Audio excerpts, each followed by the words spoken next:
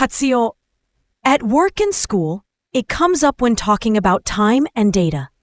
In grammar class, it appears when talking about verb forms. 活用。会社や学校で時間やデータの話でよく出ます。文法の授業でも動詞の形の話で出ます。It is used as a noun and also as a pseudo verb. In simple words, 活用 means making good use of something or applying it.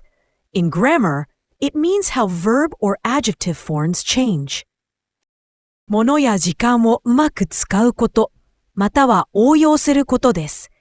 文法では動詞や形容詞の形が変わることです。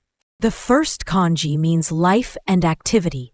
You see it in seikatsu and katsudo. It carries a feeling of energy and motion. It often points to things that are in action.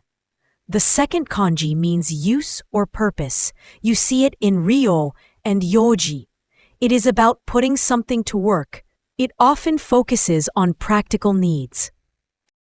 I will use this app to study Japanese. このアプリを活用して日本語を勉強します。このアプリを活用して日本語を勉強します。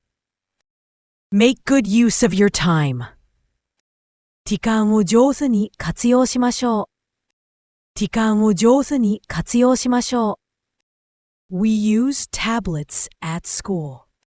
学校でタブレットを活用しています。学校でタブレットを活用しています。Put data to work. データを仕事に活用します。データを仕事に活用します。The most common synonyms of the word are 利用 and 応用。利用 overlaps when you mean plain use. 応用 overlaps when you adapt knowledge to a new case. 活用 often sounds broader or more effective. The most common antonyms of the word are 放置 and 無駄遣い. 放置 is leaving something unused.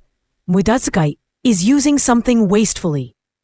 Both contrast with making good use of things.